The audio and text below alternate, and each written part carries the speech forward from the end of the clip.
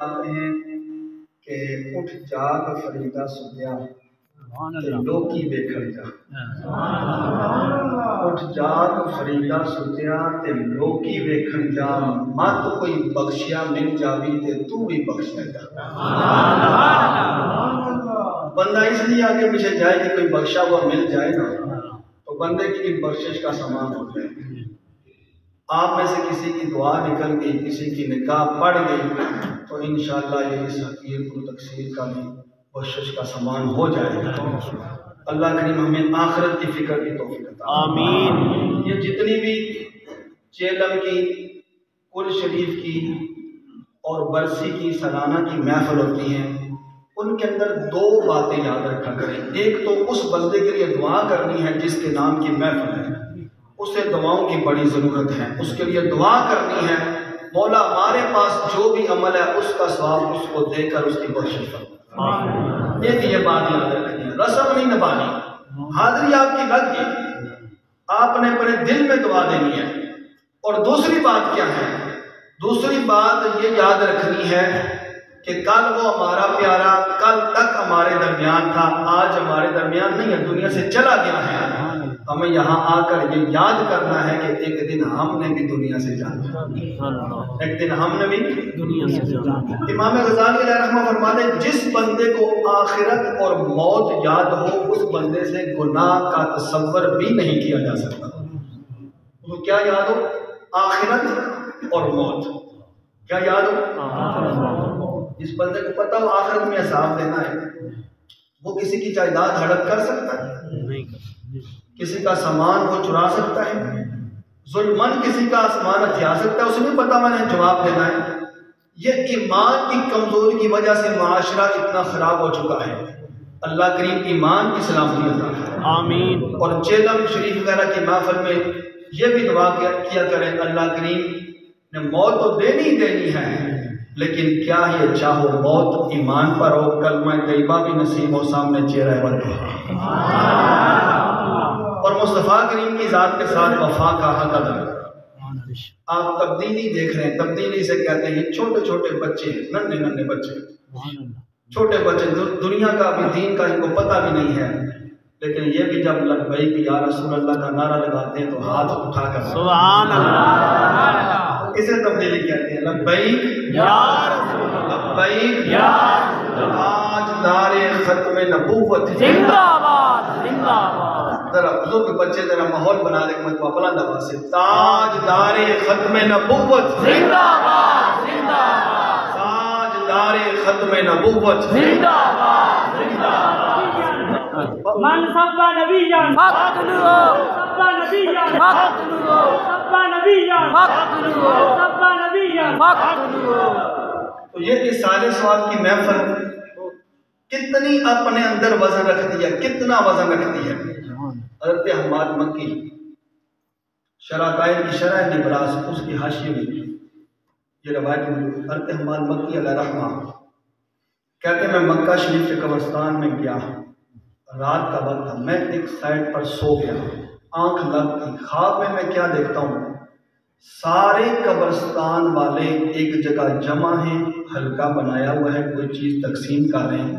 تو میں نے آواز لگائی قامت القیامہ، اے قبر والوں کیا قیامت قائم ہو گئی ہے تم اٹھ کر بیٹھے ہو؟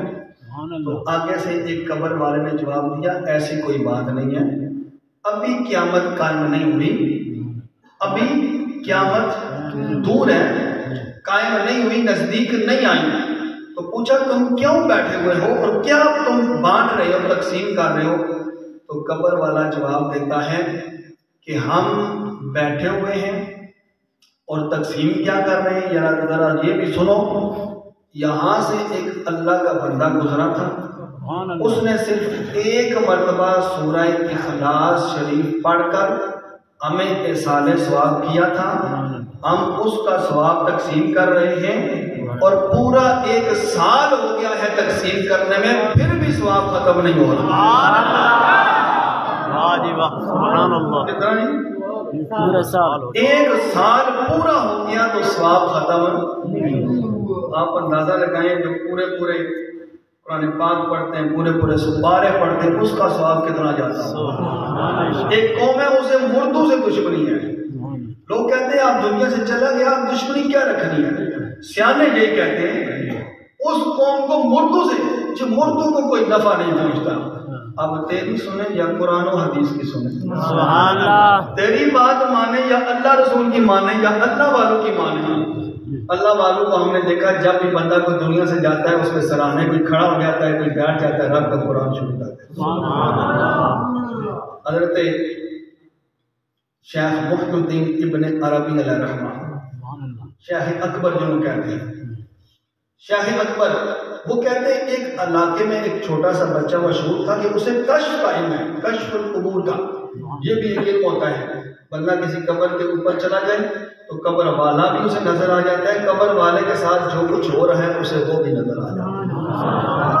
اس بچے کے بارے میں وہ کہتے ہیں میرا ذہن نہیں مانتا کہ اتنا چھوٹا سا بچہ اتنا بڑا مقام اس کو مل گیا، ذہن نہیں مانتا۔ اور ایک حدیث پاک میں نے سن بھی رکھی تھی کہ کوئی بندہ اگر 70,000 مرتبہ کلمہ طیبہ شریف لا الہ الا اللہ محمد رسول اللہ صلی اللہ علیہ وسلم پڑھ لینا تو کسی فوت شدہ کے لیے دعا کرے تو اللہ کے لیے اس کی بخشش فرما دے۔ کہتے ہیں میں یہ حدیث پاک بھی نہیں مان رہا تھا کہ پتہ نہیں صحیح ہے یا نہیں ہے، کہتے ہیں میں نے پڑھ کر نا کتنی مرتبہ 70,000 مرتبہ پڑھ کر اپنے پاس رکھ لیا، کسی کے لیے میں نے اصال ثواب نہیں کیا۔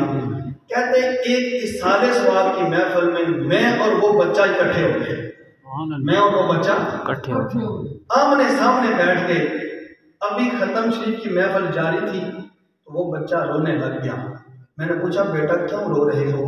وہی کشف القبور والا، علم رکھنے والا بچہ، وہ کہنے لگا ابھی میری نظر اپنی والدہ کی قبر پر پڑی تو میری والدہ کو قبر میں عذاب ہو رہا ہے تو مجھے اس بات میں رونا آیا، مجھے رونا آیا۔ تو وہ کہنے لگے پتہ نہیں یہ ویسے باتیں کرتا ہے یا اس کی عادت ہے یا واقعی بات ہے۔ تو انہوں نے کہا چلو ابھی دیکھ لیتے ہیں۔